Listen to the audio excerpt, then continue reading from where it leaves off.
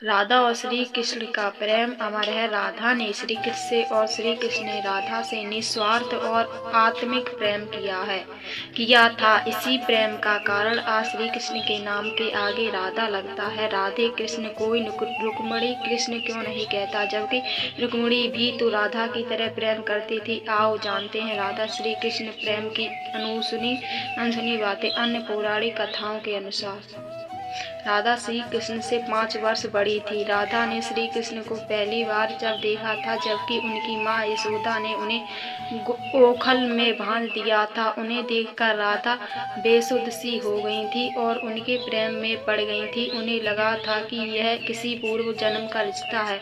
कुछ लोग कहते हैं कि वह पहली बार गोकुल अपने पिता वृषभानु जी के साथ आई थी जब श्री कृष्ण को पहली बार देखा था, और कुछ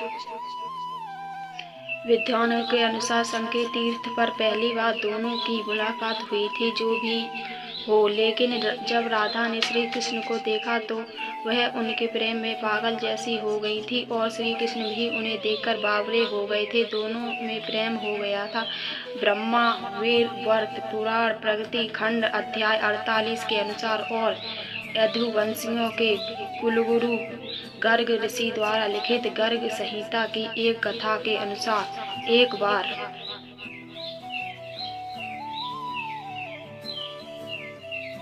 नंद बाबा श्री कृष्ण को लेकर बाजार घूमने निकले थे। उसी दौरान राधा और उनके पिता भी वहां पहुंचे थे।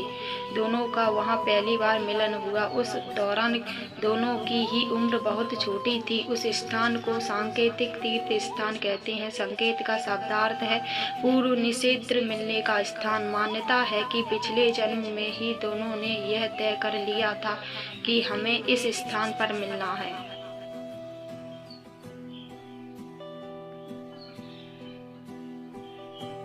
कहते हैं कि यहीं पर गर्ग संहिता के अनुसार एक जंगल में स्वयं ब्रह्मा ने राधा और श्री कृष्ण का गंधर्व विवाह करवाया था।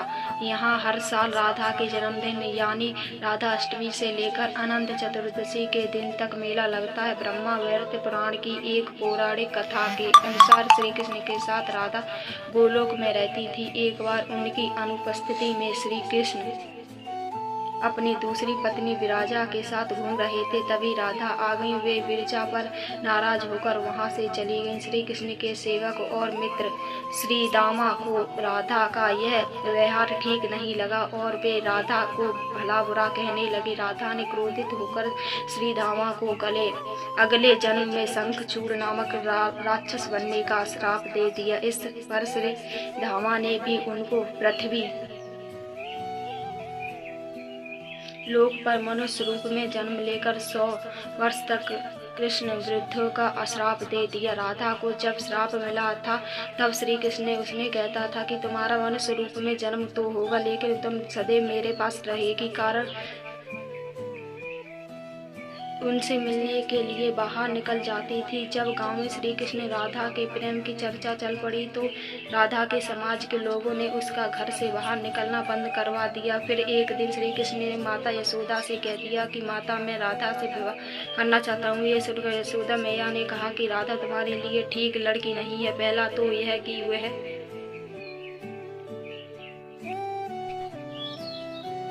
तुमसे 5 साल बड़ी है और दूसरा यह कि उसकी मंगनी यशोदे के भाई रायाड़ पहले से ही किसी और से ही हो चुकी है और वह कंस की सेना में है जो अभी युद्ध लड़ने गया है। तब जब आएगा तो राधा का उससे विवाह हो जाएगा, इसलिए उससे तुम्हारा विवाह नहीं हो सकता। लेकिन कृष्ण जिद करने लगे। तब यशोदा ने नंद से कहा। कृष्ण ने नंद की बात भी नहीं मानी।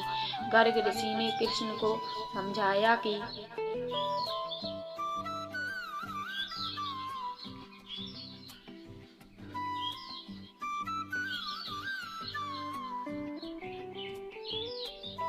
तुम्हारा जन्म किसी खास लक्ष्य के लिए हुआ है। इसकी भविष्यवाणी हो चुकी है कि तुम तारणहार हो। इस संसार में तुम धर्म की स्थापना करोगे। तुम्हें इस ग्वालन से विवाह नहीं करना चाहिए। तुम्हारा एक खास लक्ष्य है। गर्ग मुनि हर तरह से समझाते हैं, लेकिन कृष्ण नहीं समझते और गर्ग में रहस्य